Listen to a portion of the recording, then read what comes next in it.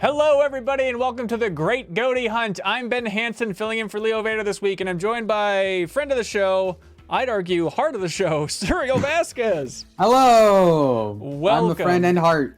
Oh, all friends have hearts. Oh, thanks for the big sub, Scotty.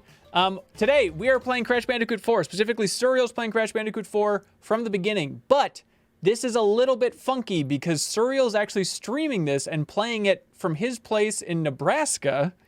And so we're using the PlayStation share screen. So if it looks a little extra compressed, that's the reason why. Do not adjust your monitor. Suriel, this is the first time you're playing Crash Bandicoot 4? Yeah. I'm so excited. I picked it up on a Black Friday deal, actually. Ooh, really? How much we're talking? It's like $30. That seems perfect for Crash Bandicoot 4. I love this game. I finished it. I just went back actually this last week and did all the levels that they kind of add along the way with some bonus characters here and there, and I was reminded about how unbelievably good this game is. I really think it's one of the most underrated games of the year. Unless you hate it. In that case, you're totally right. I feel like review scores were pretty good for this game, but yeah, it didn't seem like anybody was talking about it. I think there's just something about it. Maybe, you know, we've learned this doing the hard way for doing like Super Mario 64 for the deepest dive, but maybe just platformers are tough to discuss. You know, there's Crash Bandicoot 4, it's like the headline and the discussion is, that's good. Toys for Bob did a good job. Really harkens back to Naughty Dog's trilogy. Well, moving on, you know, there's not going to be weeks of discussion like there is about a Demon Souls or something like that. Although this game does get harder than Demon Souls by the end, so you have that to look forward to, Suriel. Yeah, it's weird because I think the last platformer, obviously, that people talked about was Mario Odyssey, but even that I don't think has had like the cultural footprint of even Breath of the Wild. Even I know there are a lot of people who like Odyssey more than Breath of the Wild, and even those people I don't think talk about Odyssey on a regular basis. It seemed like, yeah, the discussion on Odyssey was what's up with this world, what's going on with New Donk City, what's going on with Mario's nipples. It was very like abstract lore discussions, but I wish there were more discussions about like the platforming on this level is freaking amazing. Scotty Rocky asked, potential game of the year, Hansen? I mean, I wouldn't rule anything out. Realistically, no, but it's certainly going to be on my top 10 list. Hey, it's the other guy. Yeah, there's it's Bob's other toy. That's right, which is fun. Yeah, Spyro gets a cameo in Astro's Playroom as well. Like, he's really the king of cameos this year. But I mean, who doesn't get a cameo in Astro's Playroom? It seems like, well, besides like Mario, I guess. But. I guess that's true. Yeah, Mario is definitely up there. Okay. Yeah, there's a couple Spyro references because this game, obviously developed by Toys for Bob, who did the remake trilogy for Spyro. Let's see if everything's still running okay. And then it's so weird that then they moved over to do this version. Oh, weird. I think the color just got all funky. Let me see if that'll fix it. Is it James Brown funky or like funky? No, not good funky. Okay, now it's back. Now it's beautiful. It just turns out I can't open an extra thing. Ray Luaza asked if the stream is crashing again. We don't think so, but if the audio is a little bit funky. We're crashing the stream with the game. That's right. As they say, it's about time for a crash. Yeah. Oh, good. This sharing the screen thing for PlayStation 5 is a better quality than I was expecting, Suriel.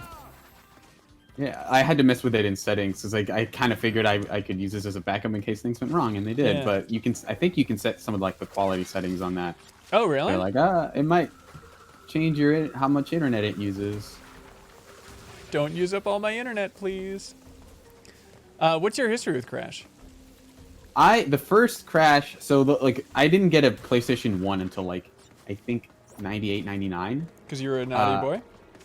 No, because we had a 64 for a while, and then I think my dad just brought home a PlayStation. Like, I don't think I would have gotten it if my dad hadn't just randomly brought home a PlayStation that he bought from someone else. Oh wow! Like, it was just like, I'm selling my PlayStation, and so this was one of the. I think Crash Bandicoot 3 was one of the games that he got with that. Yeah. So Fun fact, technically not called Crash Bandicoot 3. Crash Bandicoot Warp. Thank you, Suriel.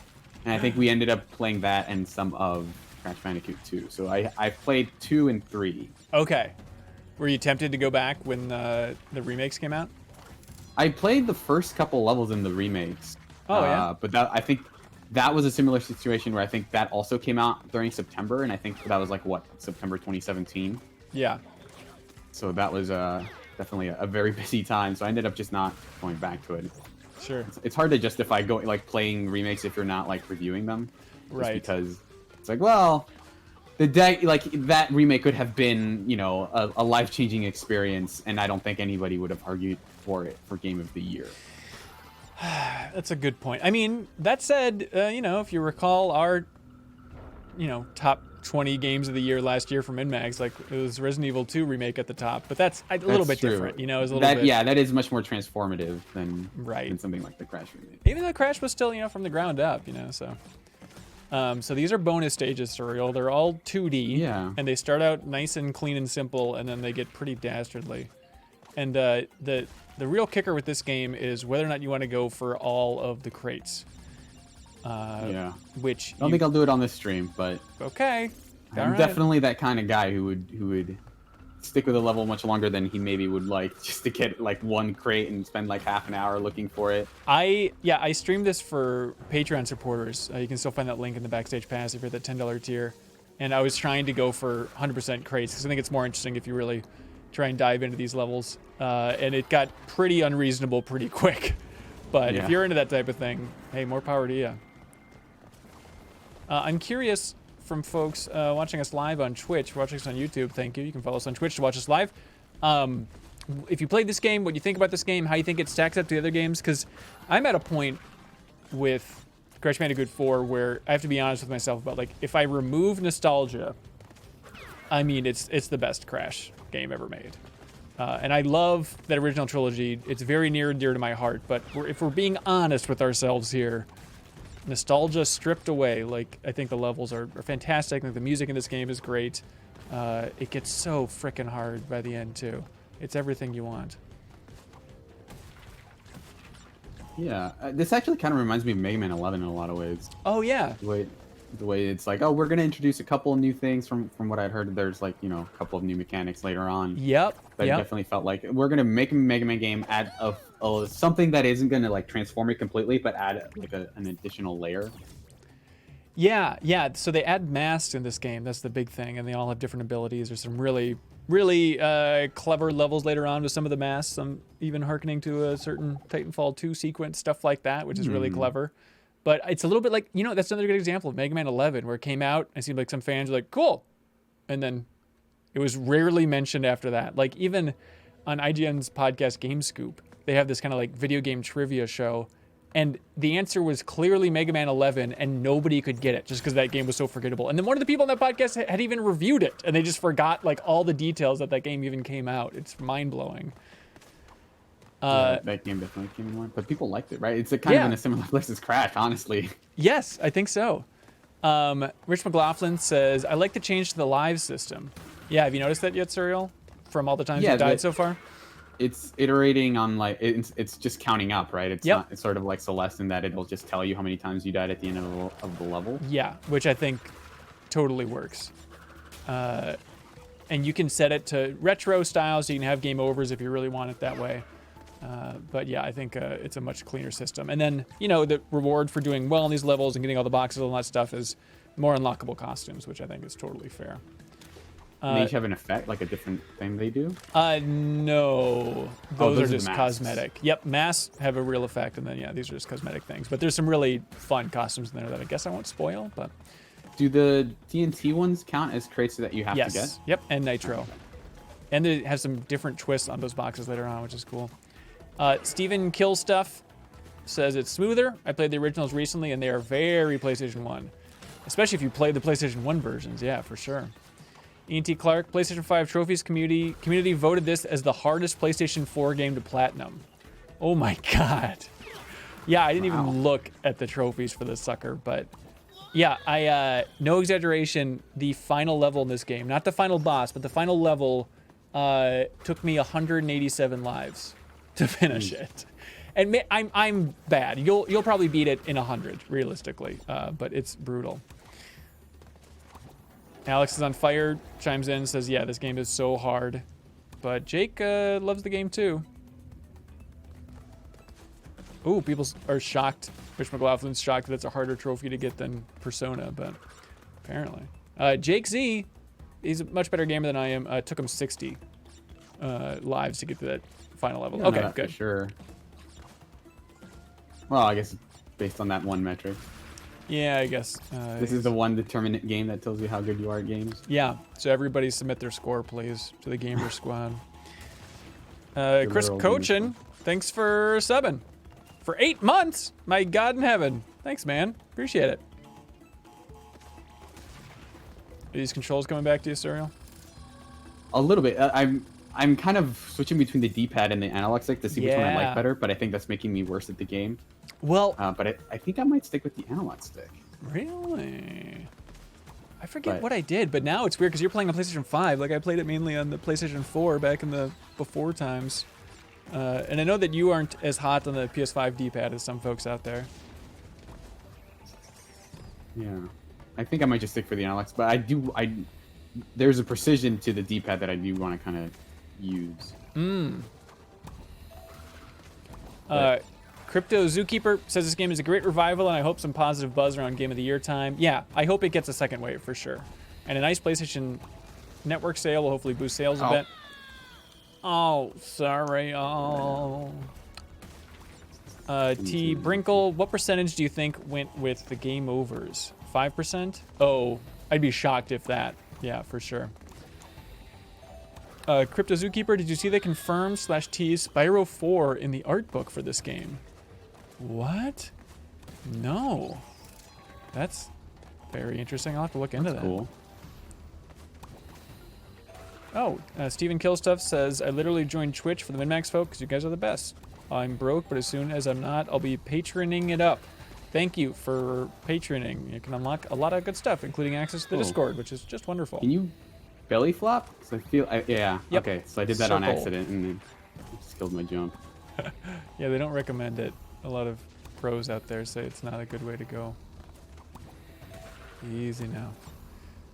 There's a certain, I really like the boss fights in this game, but it really made me think about, there's a certain, like, specific feel to a Crash Bandicoot boss, which is, it's more about, like, this is weird to say, but it's more about platforming than it is about hurting the boss. It's a lot of, like, this type of stuff, where it's just, like, you gotta watch and manage the ground more than typical platformers, where you're just trying to, you know, bonk the guy in the head 3 times. Oh, Jesus, Suriel. Are you really going for all the boxes? Well, I just wanted to do that specific area. So I felt like that was the point of the challenge, but I got a new mask now, I guess. There we go.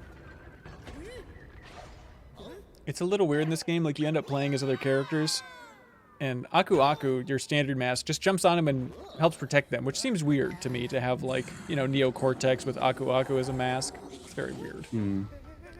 It is a weird concept, but I'm not super versed in Crash lore. Let me know if you have any questions, Chad, about Crash lore. I'm here to help. Okay, I have a question. Yeah. I was talking to you while watching the cutscene, so I don't know what's going on. Oh, as you can see, the entire premise of the game. Yeah. Okay. So what you gotta know is that Crash is back, baby. Okay. And don't forget that the masks are here to help. Okay. That seems like a good premise as any. Yeah, I think it's got your basics covered. I think there's a little bit more context coming up here, but you'll be pretty set. Yeah, Cortex context. Dr. Neo context. Thanks, Team PuppinSud69 for the sub, and for forcing me to say Team PuppinSud69. It's my pleasure to serve you. I am kind of missing a sprint button, even though, like, not a ton of platformers even have that, right? I guess so. I mean, he's running as fast as he can go, man. Yeah, I know. It's just like, for some reason I'm missing, like, even if it didn't do anything, I would want like a click to sprint, even though like the game doesn't need it. It just changes the animation, but none of the actual details. I think it's just become a habit at this point of, like, just moving the analog stick never seems like enough, even if you're going as fast as possible. Right. If you recognize that masked voice, that's Raz from Psychonauts. Ooh. That's coming out next year, right? I think so. I think so. Crash, who's that? You can play as Coco in this game, can't you? Yep. Is that just a setting you toggle, or do you have to unlock her? And is she different at all, or is it just like a cosmetic thing? It's a good question. I rarely played as her, actually, to be honest. I think there's some differences. The other characters are definitely pretty different. I'm guessing with her, maybe she's the same. Oh, this is definitely right. Ew. Come on. This is a game for kids.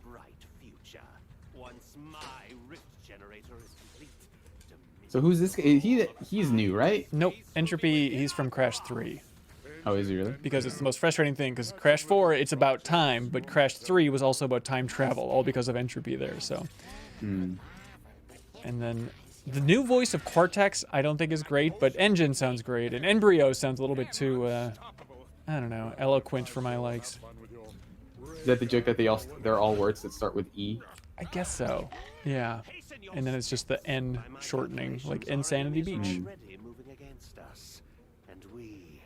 Coco is the same, they say. Yeah, Chris says you can play Coco from the beginning when you open up the first full world. There we go. Sleepy says, is this one of those Ben dying 1000 streams? Well, it would be, but as you can see, hands-free, baby. This is Suriel streaming this game and then sharing the gameplay through PlayStation 5, which is odd. Excellent. There we go.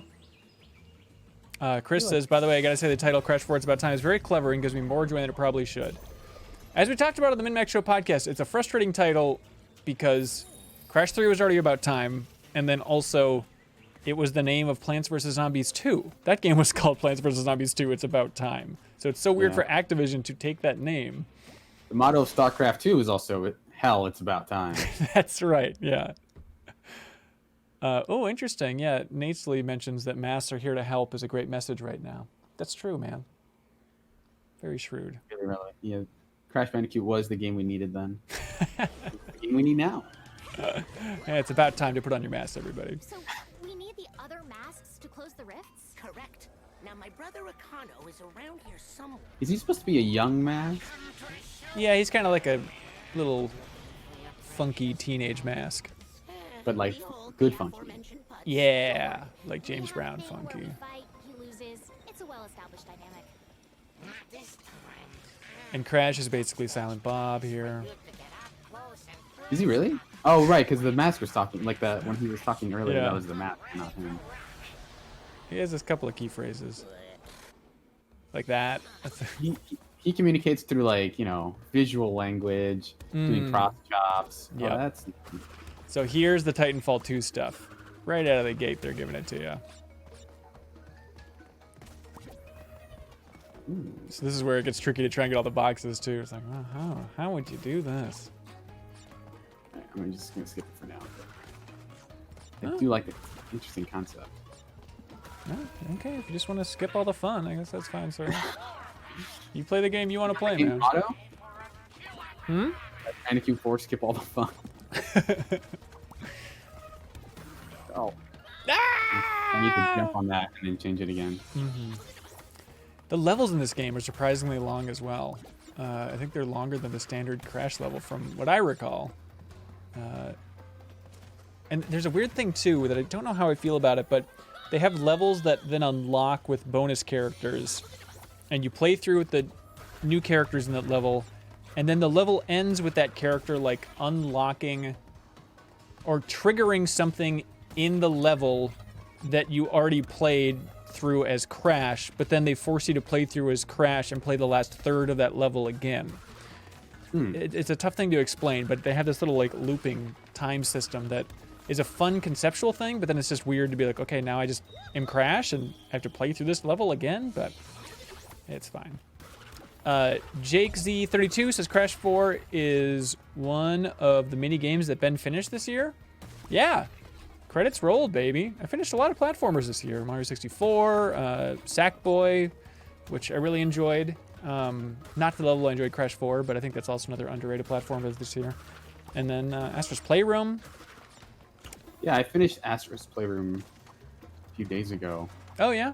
Enjoyed it. Yeah. So this is Suriel's great GOTY hunt. You're trying to mop up stuff before the end of the year. So what are the biggies? You got Crash 4 here. Yeah, obviously the other game in the poll was Miles Morales, which I do still am planning to play. So, hopefully put some time into that. Yeah. I picked up Paradise Killer on sale. I'm hoping to play some of that. Oh, interesting. And then I'm pretty close to the end of Yakuza. How many hours are you at? It's weird because I'd had a weird save issue, which actually someone in the community actually helped out with. Nice. So I had to basically start chapter 5 over again.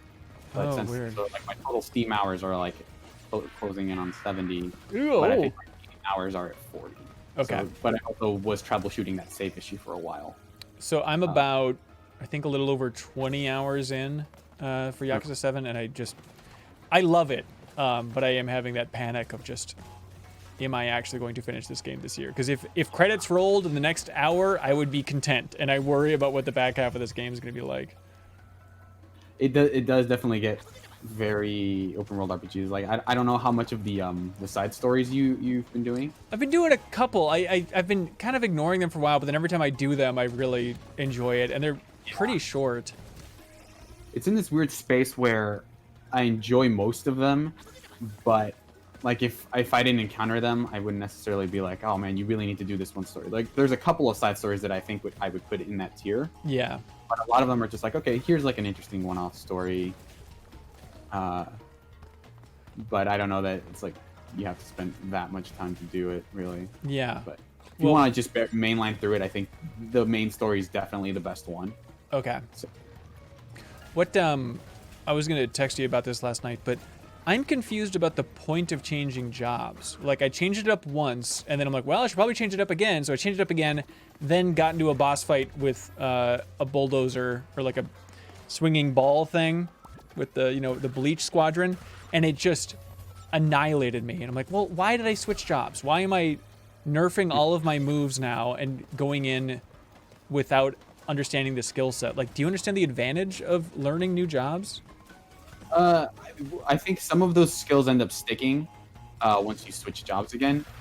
But yeah, I was kind of curious because it didn't seem like it made a ton of sense to do that, to level different jobs. Yeah. And I saw that, you guys said like there's maybe one or two characters that you want to change classes with, but most everyone you can kind of stick with their default class and be mostly okay. Ooh, interesting. Yeah, because I have oh my god, I feel so bad that I love these characters so much and I can't remember their names. But the lady, like I have her on idle right now, and those moves kind of suck. Like what class did you have her on? I ended up having her on idle because she ends up being like the white mage. Okay. Like she gets a lot of like group healing stuff later on, but it is like those first few levels as a new class are definitely like pretty rough. Yeah. Do you understand which are the moves that you can keep in that game then between jobs? Like, is there any indicator that I'm missing? No, I don't know for sure, but it's definitely does strike me as somewhat arbitrary because I wasn't sure like when I got a skill or if I had to get a skill and then keep leveling up and then that would eventually unlock like the ability to change it. Yeah. The ability to like keep it between classes. So that was definitely kind of confusing, but I think for the most part you're probably fine sticking with like Kasuga. Like his best class is still probably like Yarrow. Oh really? Okay, I have him on the swordsman guy now. Is it? God, I forget what it's actually called. But the slice and dice swords guy. But maybe I should go back to hero. Yeah. The enforcer. I think. I ended up having what's his name, Adachi, as the enforcer. Oh, okay. A lot of really cool like skills that sacrifice your health, but that also do damage based on how much health you have left. Right. The lower health you have. Oh, I actually made it. But so the lower health you have, the more damage it does, and then it also knocks off some of your own health. Okay. Which works. Healer. Yeah, I'll just probably copy your moves because I have Adachi on the one with the shield. Is it Defender, whatever it's called? Yeah. I had him as Foreman for a little while, but I didn't necessarily care for like a lot of weapon stuff. Yeah, that was like the big hammer one. Yeah. Okay. Here, Crypto Zookeeper is an expert. You get boosts like HP and MP for every job level you get in each job that sticks with you regardless of your job. Oh, interesting. That's a very helpful system then. Also, in later job levels, you will get new skills that will stick around for other jobs. Okay, that's why like Adachi has his charge through the crowd move that stuck with him, I'd imagine. And then he says, when you level up, it will say character learned a new job skill, won't stay with you, or character learned a new character skill, will stay with you. Thank you for explaining Yakuza Like a Dragon for us. Rich McLaughlin says, speaking of game length, do we have an idea of how many chunks the Cyberpunk 2077 Deepest Dive will be? We're leaning towards 4 right now. I can walk through it with you. Suriel, I forget if you gave feedback in Slack, but does 4 seem reasonable to you?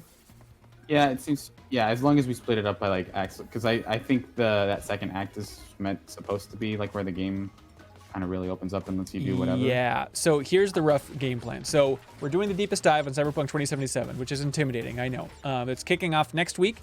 So the first episode is going to be covering Act 1 of the game.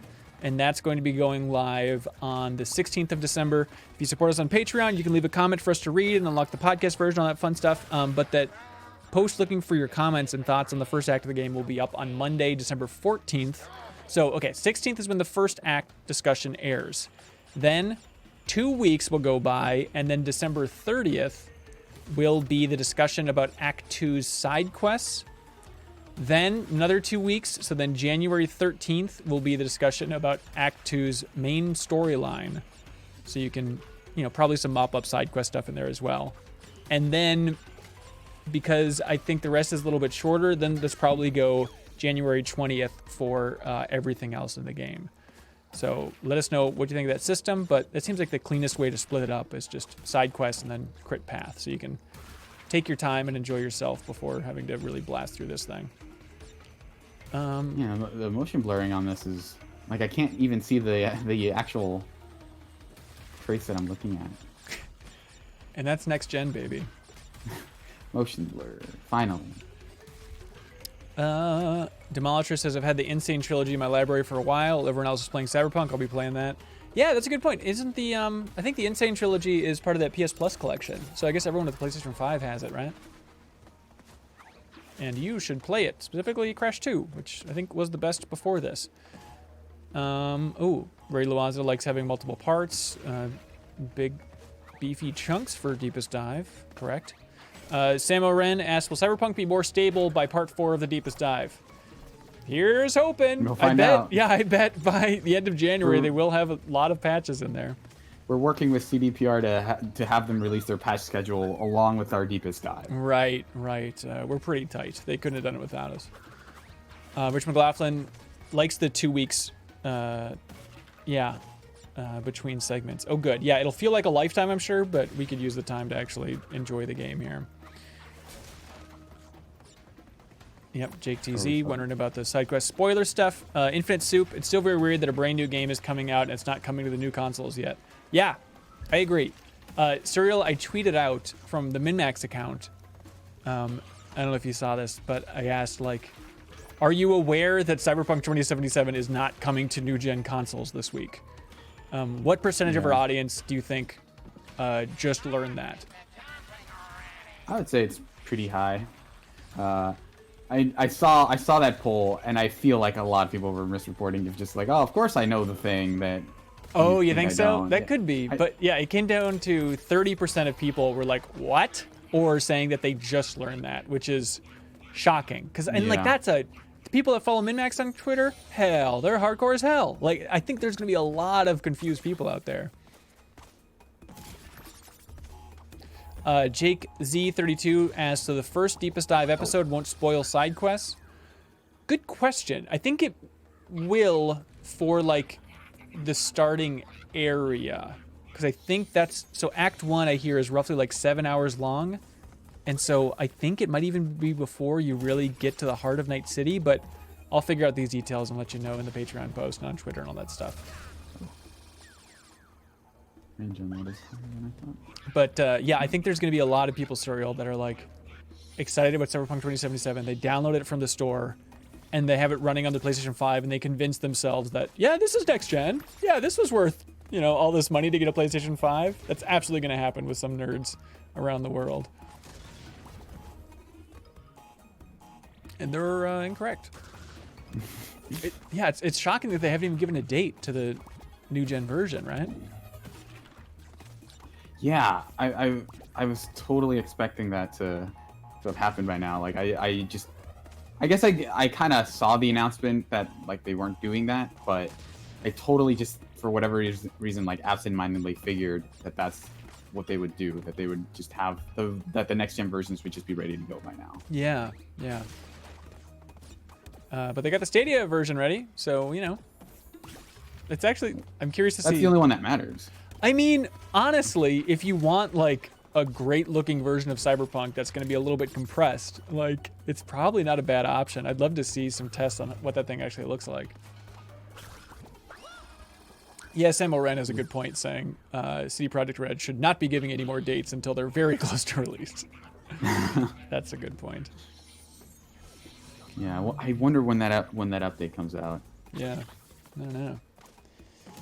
Also, I realize that we're unbelievable hypocrites and we should be beaten for saying that no one's talking about Crash 4. That's so sad. And then we've spent the last half an hour talking about anything but Crash 4. But what do you think about the mechanics so far, Suriel? I'm still kind of figuring things out, but I do like the time shifting stuff. Yeah, isn't that cool? I think this is probably the most fun suit. You get, what, 3 or 4 different suits, but having this shift thing I think is really fun. Forget it. All right. I guess if you want to be hardcore about it. I just don't think you're up for it, Suriel. Yeah. I don't believe in you. Do you think you're better than most people at games? Oh no, I would say that I'm probably average. I don't know. Am I just thinking you're so hardcore because you're really into like MOBAs, and so I assume that you're just... I think it's more a matter of preference than like actual skill. Well, what about... I think I'm also just more stubborn than a lot of people, where like people will just say, this thing I tried for a couple times, I'm not into it, so I'll just stop. Whereas I will beat my head against the wall more readily than I think a lot of people. Does that come from fighting game stuff? Maybe. I think because that's like kind of how you have to learn, but I think that I've just applied that methodology to everything. So I think I'm just probably more willing to beat my head against the wall, which isn't always a good thing. It's just the way I am, you know? Yeah, man. No judgment here.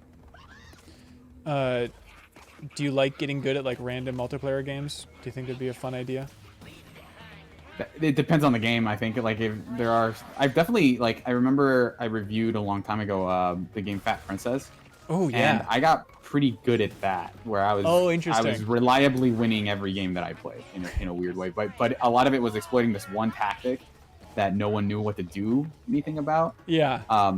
But I wouldn't say that like because I'm good at it now. I think that there is that tendency to like, oh, I'm good at this, therefore this is a good game. I don't think that game was great, but I was pretty good at it. That's a perfect example of the random game. How many Fat Princess games do you think there were? I think there was probably 2. Correct. But okay. So there's one. I think there was one of them bringing it to like, because it was a PSP game if I remember correctly, and then they either made a Vita or a PS3 version. Oh wait, so Fat Princess Adventures was released in 2015. That feels like such a different era where that was. Yeah, I'm surprised that series as a whole was still relevant by then. Yeah. Okay, so, hang on, maybe I'm confused. So. Oh, right. Oh, so it got its start. What? In PlayStation Home? PlayStation Home 2009, Sony launched a new event in PlayStation Home which involved the player going on a very special confectionery quest. The event was called Fat Princess: Quest for Cake. Wait, and then... Hang on. Was that just a tie-in, though? There's a PSP port called Fat Princess: Fistful of Cake. Hang on, now I'm confused about the actual breakdown of all these games. Because, yeah, Fat Princess Adventures was something there. But, yeah, I was watching, because I'm a nerd, a bunch of old trailers for PlayStation All-Stars. And it's so weird to see like the big heroic introduction of Fat Princess in those trailers where it's like, woof. Woof, this was different. Do you remember this character? Please remember. Okay, so there's just two. There's Fat Princess and then Fat Princess Adventures, which released on PlayStation 4. And that was, okay, I played this. This was like the multiplayer one, yeah. Apparently it was a little politically incorrect and unexpectedly complex in its strategy and depth. Huh. Was that still a multiplayer game? Yeah, it was, yeah. Adventure. Adventures does not seem a subtitle you give to a multiplayer game, but yeah, hang not on. a marketer. Let's see what this thing was actually like. Oh, Realignment 3 likes the game. Fat Princess. Jake Z said Fat Princess Adventures was super underrated local co-op. Oh, so this was like the yeah, so it was like a Diablo. It was like an action RPG. Oh, okay. So Yeah. it wasn't. It was multiplayer in the sense that you could play it with multiple people. I think it was but co-op. It wasn't like a competitive game. Yeah, correct. That's odd. Okay. Is there am I supposed to be using this jump then? Suriel, I'm pretty busy Googling Fat Princess facts. Oh, sorry. What are you trying to do? Trying to get to that ledge up there. You can, there's a way to jump higher by, if you hold circle and then jump. There we go. Okay. Oh. We have to do it from this one. Maybe. Slide jump, that's what it is. Okay, so go over to the far right there. And then you can use that magic circle again to the slide jump. Oh, Wait. is that right? Which magic circle? The circle in that controller. Yeah. Oh, man. The time of getting. Chat seems to think it's slide jump. Or maybe I can do it from here. Yeah, maybe. There we go. There we go. Perfect. Oh, there's a diamond up there. Oops. Why'd you run away from it? Oh, because I'm scared. No, I just didn't have the. I think I was supposed to jump off the one of the crates that I destroyed to get to it, so I don't think I can get it. Oh, I see. Ah, you're fine. Wait, Demolisher. so the nitro ones you're not supposed to destroy directly. You're supposed to find the switch in the stage that gets rid of all of them? Yes. Yep, you can trigger them all at the end. It's like in the old ones. Oh, don't you want And that? that's always at the end? Yep. I do like the replay option, though, for... I think if I were playing this not on a stream, I would probably replay it just to find all the crates and stuff. That's a cool kind of quality of life thing. Yeah. Demolisher 2. Oh, anyone a fan of Pixel Junk Eden? Apparently the sequel is coming out in 2 days, and I had no idea. Yeah, I love Pixel Junk Eden, if you remember those old games. And the sequel's coming out just on Switch, I believe. Yeah, on Thursday. That's weird. Because the Pixel Junk stuff was like a Sony thing for a while, like on PS3 specifically. Yeah, it wasn't directly, but it was like those games were PlayStation exclusives. They really pushed them, yeah. It's kind of like a second party thing, I guess, for a while there. Yeah. Okay, there's Pixel Junk Eden, Pixel Junk Shooter, Pixel Junk Racers, Pixel Junk Monsters, Yeah. Pixel Junk Everyday? Was that one? There was one that was like Shooter that was like side-scrolling. What was that one called? That was like a shooter? Well, yeah. Wait. Shooter was the one where you're like the different elements in the caves and stuff, right? Yeah. Yeah. Or am I thinking of Everyday Shooter? There was another one that was, hang on, let's see. Pixel Junk games, please. Yeah. Oh, yes. Okay. Oh my God. So Pixel Junk Racers, Pixel Junk Monsters, Pixel Junk Eden, Pixel Junk Shooter, Pixel Junk Shooter 2. I really like those games. Pixel Junk Side Scroller is what I was thinking of. And then the weirdest one came out in 2012. Do you remember the name of this weird music-focused one? Pixel Jump 4 AM? Yes! Great call, man. That's such a funky title. I think there was a little, like, it wasn't like a controversy now, but I remember people being kind of disappointed that I think the original Pixel Junk Shooter kind of ended on a sort of, either it was kind of short and they kind of went into it with the development cycle of like, oh no, yeah, the Shooter 2 is basically the second half of this game. Oh, okay.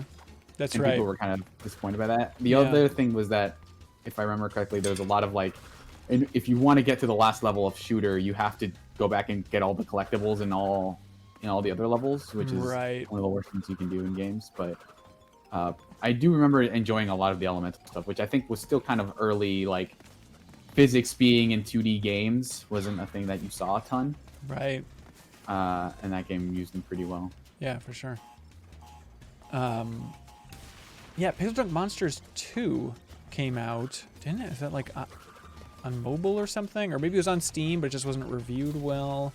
Yeah, that was a really late sequel too, right? Because the first one was one of the first like PSN games. Yeah. And then Shooters or Monsters 2 was like a long time after. Yeah, what year do you think? 2014? 2018, Pixel Junk Monsters 2. Wow. Crazy stuff. Banjo92 says, hello, MinnMax. Hello. I just became a patron. I want to say I'm loving the content. Keep up the good work. Oh, thank you so much. We appreciate it, Banjo. And ENT Clark asked, Ben, are you multitasking? I just got a notification to submit my question for this week's episode of the MinnMax Show podcast. No, I had that scheduled out. The only thing I'm multitasking with is looking up more Fat Princess facts. But on this week's episode of the MinnMax Show podcast, if you're a Patreon supporter, you can submit a question, obviously, like always, and win a wonderful prize from I'm8bit. But also, we're talking about the best game music from the year. So we're going to be accepting songs and play some songs from the community. So if you have a favorite track from video games this year, jump on over and submit it on Patreon, and we'll share it on the show. Emily Reese is going to be on the episode. She was on last year talking about the best game music of the year. You were on that one, weren't you, Suriel? I was. It was a fun time. It's always nice to see and listen to someone who has just doesn't just know what they're talking about, but has like a background in what they're talking about. You know? Yes. What is your strategy there, sir? Why do you keep doing that? I want to jump on that crate, but not the other ones. Okay. But I forget that it's on contact and not just like anytime you touch them. Right. And not just when you jump on them. That's right. TNT and Nitro, completely different. Yeah. Oh, yeah. Ray Luaza has the correct question asking, can I just submit the entire Final Fantasy VII Remake soundtrack? Yes, you can. Yeah, the podcast is going to be 12 hours long because we're just going to sit back and listen to every track from the remake. 12 hours of soundtrack, huh? I think that soundtrack is like legit that long. Let's see. How long is FF7 Remake soundtrack? Yep, I'm Googling it. It says I'm super right. So it's crazy. Every Google search should just show you that whenever you search anything. You're super right about it. Like, they should just be like settling a dispute mode in Google. And they should just like show you whatever. I want to show them that I'm right about this fact. And then it'll just show you a fake result that's like, turns out, yeah, that's totally true. You can just enter the exact wording that you want to appear as the top Google search. Like, yeah, it turns out they were in that movie after all. Would you like to be proven right by a New York Times article, like a literary journal? My tweet. Yeah, exactly. Here's a tweet that you can cite. Good question. Bob Backwards asks, is 24-Hour Party Zone been featured on a video game this year? Well, Extra Life is kind of like a video game, Bob Buell, so yeah. Jake Z, Ben, did you play Sackboy in co-op? I was watching Kyle Bossman play it on stream solo, and he was baffled how you and the others thought it was so good. Oh, that's funny. Yes, I played part of it in co-op. I think the co-op levels in particular are really great. They have like co-op specific levels. And I admit, I was skeptical about that game for the first couple worlds, but it wasn't until the end that I learned to appreciate it, and it really opened my eyes. Do I need to go back and get something to unlock those other crates, or is it something I can do right now? No, what you need to do is to stop doing these bonus missions and dying on them, I think. I like doing bonus missions. Yeah, it looks like you need to trigger those with a little exclamation point. Okay. Samuel Rem says, Kyle did not get beyond the first few worlds, which colored his opinion more negatively. That jerk. I can't believe he bad-mouthed us. This is Kyle Bossman when he was streaming Sackboy. Because we were talking about it on the Miles Morales Deepest Dive. And I was defending it and saying, like, it is in a ballpark with Crash 4 of just being underrated, surprisingly solid platformer this year. But it is not as good as that one. Okay, easy now. So that exclamation point over there, that will turn the boxes. Wait, won't it? Or is that the TNT? Weird. Careful now. Steel hurts. Beautiful. Well, I'm gonna skip them for now since I'm trying to get through the level. Yeah, there's a lot to get through with this game. So do the diamonds also unlock stuff, I'm guessing?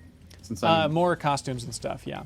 Okay. And I think, I'm trying to remember if they gate the worlds. I think they do. I'm not sure. Jake Z32 asks if I'm interested in the Pathless. I started it.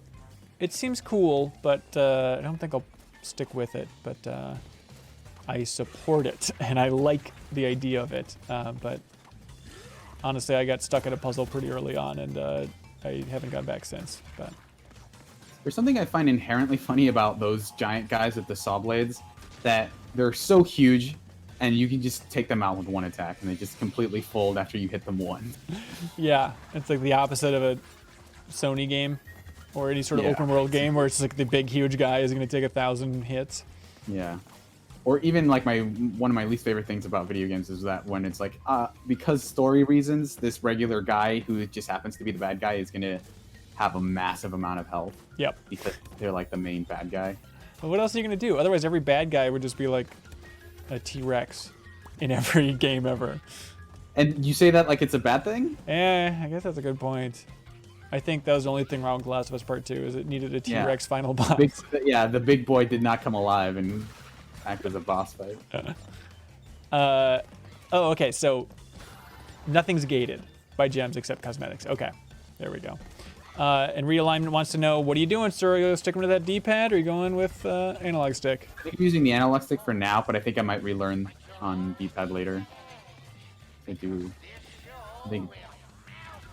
do feel like I'm having a little bit of trouble, but I'm more used to it now, so I think if I would switch to D-pad now, it would just make me play worse than I already am. Sure.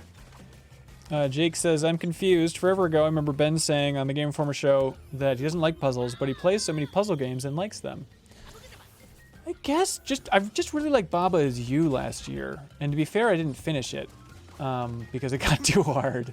But I don't think I played too many puzzles. I mean, obviously I love Portal and stuff, but I don't think I play too many puzzle games. Well, I mean, I like, Puzzle Fighter and stuff. Those are almost different, though. I know, but I guess they're technically puzzle puzzle games. game. Yeah. Game genre names are very dumb. It don't make no sense. Yomuth, do you know what start you're going to go with in Cyberpunk? Which way are you leaning, Suriel? There's like Corpo, Nomad, and what was the other? Street Punk or whatever? Yep. Street Kid. Nomad. Why Nomad? I think that probably, for me, that feels like it implies the most mix between the two of the city and the street stuff. Yeah. So maybe it just gives you a wider variety. Also, the Nomad was somebody's nickname in Crisis. And so that's what I'm sticking to, is things that I know. All right.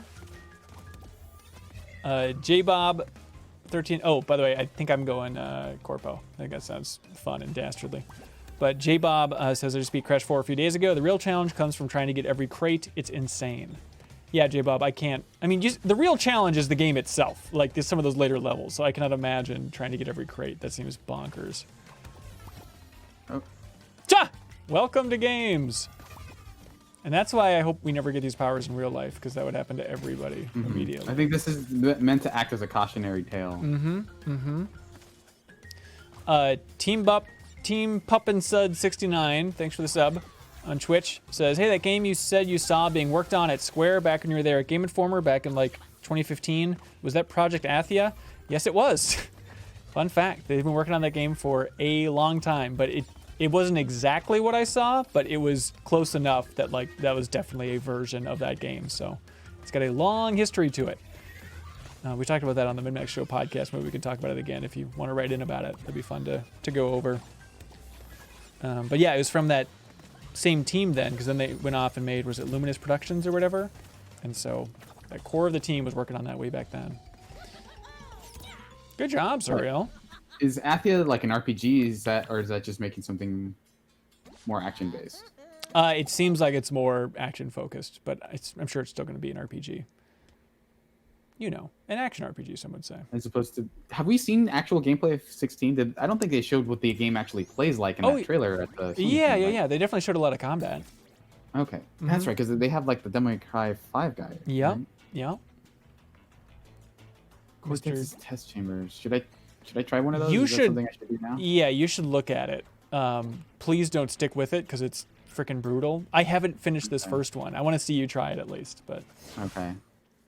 These are brutal. Subject number 218, and these are supposed to be classic levels from the original game. There's lore stuff here that's kind of fun if you listen in. Experiment log. Bandicoot subject trial number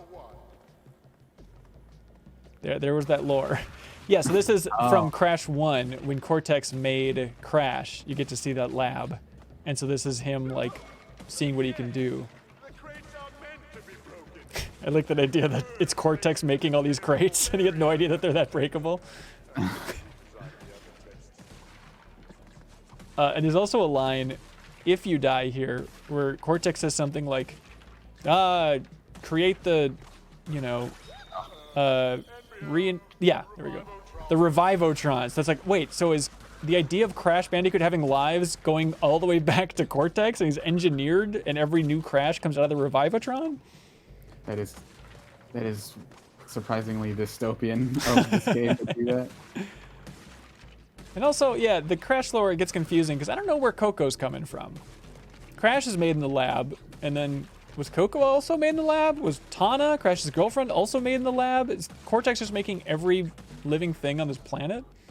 So you get 5 hops on these suckers. Oh, easy now. No, I'm not gonna do that. It's a real SOB. And it's long, too. Like, that's just the first section. Yeah, because I'm seeing the number of crates, and it's like 100, and I made Yeah. it through like 30. That's pretty cool. It is crazy. Do I just... Quit, I I guess? Just quit? I think. Quit to map. Yeah, there we go. Yeah, they need to be more specific with that quit. You're not a quitter, Suriel. I think you're doing your own thing. Yeah. You're playing your way, baby. Yeah, they like their filters. I think they were trying to pump this thing full of easy-ish, replayability and stuff, and so they have a lot of like visual filters you can put on levels and stuff, like that one previously with the VHS tape, but Oh, Jake Z. Do they all have different filters? No, I think all those flashback ones all the same filter, Oh. but there's other filters that you can turn on later or like invert the level and stuff like that. Jake Z says Coco is to Crash as Mewtwo is to Mew. I see. Well, that makes sense. I understand. Some weird now. Adam and Eve allegories there. It was made from Crash's rib. Yep.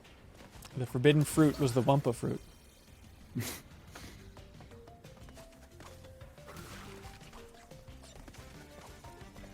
These guys are new, right? Hang on. I had something else up. Which one? The guys with the were kind of doing the sweeping the area.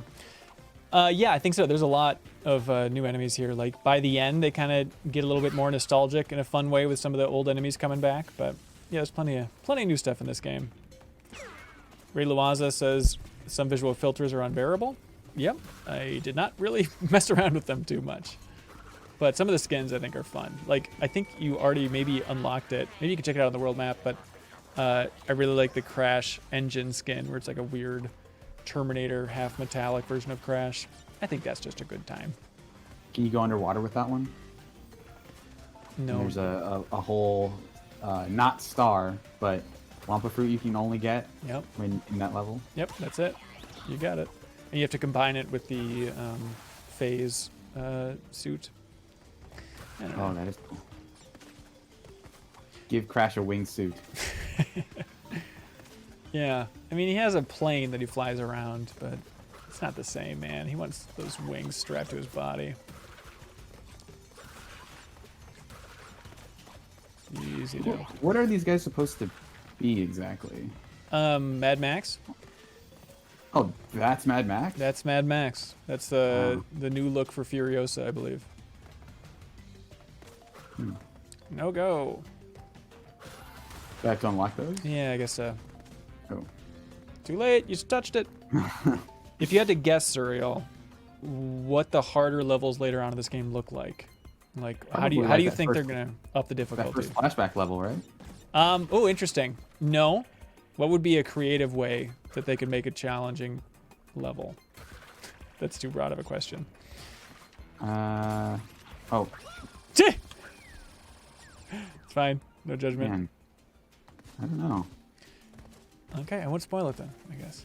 I feel like platformers usually go for the, like, you can't stay on the platforms very long. Okay. Well, there's certainly a little bit of that, but it's more diabolical. Jake Z asked Ben, you should do a Kyle Bossman style video rating the outfits in Crash 4. I'll leave that to... Most Kyle Bossman videos are better made by Kyle Bossman, but that's just my personal hot take. Natesley, didn't they recently cast a young Furiosa? Yeah, so apparently they're making that Mad Max Fury Road prequel. And I was bummed out that Charlize Theron wasn't in it because I thought she was so great as Furiosa. And so I was bummed out. I didn't know who they recast. I had never heard the name. But now that I've watched the show, it turns out that that is the star of Queen's Gambit is going to be young Furiosa, the Netflix chess show. Have you seen that, Suriel? I watched the first episode yesterday.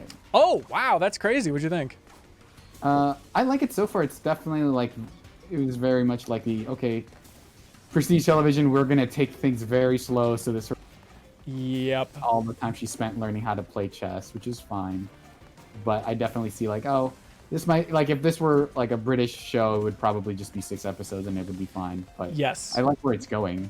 I was a little on the fence in the beginning. And actually, like, I think the chess stuff throughout the entire series is awesome and undeniably fun to watch. And, like, all of the drama, I feel like the person-to-person interactions kind of left me cold. It's all just really humorless and stiff. And, like, every interaction in that show is just me screaming, what? That's not how humans react. Like, the idea of, like, you know, that janitor guy in the basement, that's not how a human being behaves in any way. Like, there's a slight bit of levity, I would imagine, to that situation. Yeah. I think it's it's based on a book, right? So I wonder. Yes. I don't know if it was meant to be fiction or if it was like an actual kind of like true story thing. It's fiction. But yeah, I do enjoy the show. It's crazy to think, like, especially later on, with just the amount of chess that they're playing, like, it's so crazy for an actor to have to memorize all those moves in addition to their lines, because there's like long takes where they're just going, and that's incredible. Maybe it's like easier than words. Yeah, there's that I think that part where she's basically playing chess verbally. Yes. By just talking to them. I wonder how good she is at chess now. Yeah, I guess you could map it out and see exactly what she's doing. Like, if she were to like actually take the game seriously, like where would she rank? Right. Acting's hard. What's that? Acting's hard, I bet. Well, you could try it right now. No, I could never lie to someone like that. Here, Pretend to be someone I'm not. I'm gonna be. This is my acting class. Okay. Queen to Rook 5. I'm convinced that that's the move you made. Drop the mic. Give me my Oscar, Nope. ladies and gentlemen. Oscar to my hand. Yeah, Oscars are definitely going to be weird this year too. Do you think anybody ever got enough Oscars where they could play a game of chess where all of their pawns are Oscars? I bet someone at the academy or like factory where they made them has done that. That would be and I bet they really satisfying. enjoyed that. Ooh, or like, yeah, they just, if you're at the Oscar factory, you got to at least crank out 10 more and then just go bowling with Oscars. Wouldn't that be satisfying? Yeah. And be like, this is for all the Oscars Big Lebowski didn't get. Strike, baby. Supporting actress can move diagonally. But and obviously the king is for Tom Hanks. yeah, every year they give Tom Hanks an award to satiate his lust for awards. They just give him. They don't tell him what it's for, but it's like it's got his face on it, so it's the Tom Hanks award that he gets every year. They should just print Tom Hanks's face on the Oscar, like, because Oscar needs a face, doesn't he? It's just kind of like it looks like a PS1 Metal Gear face, you know? It's no now good. You make it sound cool. I guess that would be cooler. You're right. If it's just Liquid Snake's face on there. I'm surprised Keighley hasn't done something like that for the Game Awards, where instead of the Oscar, like it looking like something out of the Oscars, it's just like a PS1 looking thing. I mean, it is kind of a polygonal award, isn't it? I think so. Isn't it just some like gold thing with wings on it? I guess I've never gotten one. Keighley. You haven't gotten one? Yeah, I forgot to pre-order. Oh. But I guess I never looked at it closely enough for me to think it was anything other than just like an Oscar lookalike thing. I think it's got some edges to it. People were asking if you have any predictions for Game Awards and game reveals that are going to be there, Suriel. I think From Software definitely teased it, so I wouldn't be surprised if we saw Elden Ring. Oh, the internet's gonna lose their just minds. Some trailer, yeah. Yeah, because they had that Sekiro tease. Yep, and I listened to the Game Informer show, the last episode. They had their predictions, and they mentioned that like, yeah, Sekiro did win last year, so obviously they're in their good graces. So I would imagine I could see them doing another Smash reveal since we haven't seen anything about this next season pass. That's a good point. Since Minecraft Steve. Yeah, maybe. I mean, have they done? It's gonna be weird because that'll be 3 years in a row where people either get or are expecting a Smash character reveal at the Game Awards. Right. Because have they ever done a Smash reveal? Yeah, they did Joker. That was where they first announced that was like the first announcement that the game was getting DLC characters. Okay, there we go. The boink. We're going to be streaming our reactions to the Game Awards. I think it's going to be Leo and Suriel and I. So that's on Thursday at 6 p.m. Central, and we'll be streaming it on our YouTube channel, so you can check us out there. Do you want to check out the skins when you're on the world map, Suriel? Yeah. See what we're working with here. Then we can call it. Right. And then we can call it. We can call Crash 4 the game of the year. Yeah. It's about time. Do you have thoughts on the game so far, Suriel? I like it. I think that I don't know that I could play it for like long periods of time, but I think it'll be something where I kind of allot 1 or 2 hours a day to it, just so I don't like get so intense, because it's definitely like wearing me out a little bit. Really? And part of it is that I'm also talking while I'm doing it, so it's a little. It's a very good podcast game. Yeah, I definitely see. So I'm curious as to so so that's he's got a beard, which is weird, because otherwise, he does have more hair in this one. Mm-hmm. Very weird concept to have, but okay. Robot Crash. Robot Crash is pretty good. Yeah, I'm not gonna spoil it, but there's one it's pretty obvious, but it's still a very cool addition. But it seems like all platformers with history go for it. Yep. No, actually, they should have a Spyro Crash. That would be really awesome. Oh. Ooh, Freaky Coco. Ah. Oh, that's cool. Yeah, people really like the music in Crash 4. It is good, yeah. There's like some New Orleans levels in particular. I think it has great music. But if you want to learn more about the best game music of the year, please tune into the MinnMax Show podcast this week. We'll be talking all about it along with some folks talking about Cyberpunk 2077. So we'll have some spoiler-free discussion about that game. I think Elise Fabus is going to join us, and I believe Jake Decker from GameSpot. Suriel, anything you'd like to plug, sir? No, just stick around for the Game Awards on Thursday. That's at 6 Central? Yep, 6 Central. Also, forgot to plug it on the podcast last week, but you can check out Suriel and Kyle's Max Spoilers discussion about Hyrule Warriors Age of Calamity. If you are a fan of Breath of the Wild and aren't going to play that Musou game, it's a nice way to digest everything that they add to that game. Or if you've beaten it, or if you've finished Age of Calamity and want to hear other people's thoughts on it. Yeah, check it out. But cool. Thanks for joining us for Suriel's Ultimate GOTY Hunt. We appreciate it. We'll be back next week with more options. Again, if you're a Patreon supporter at the $10 tier, you can vote every single week on what we're streaming. So let us know what you'd like to see.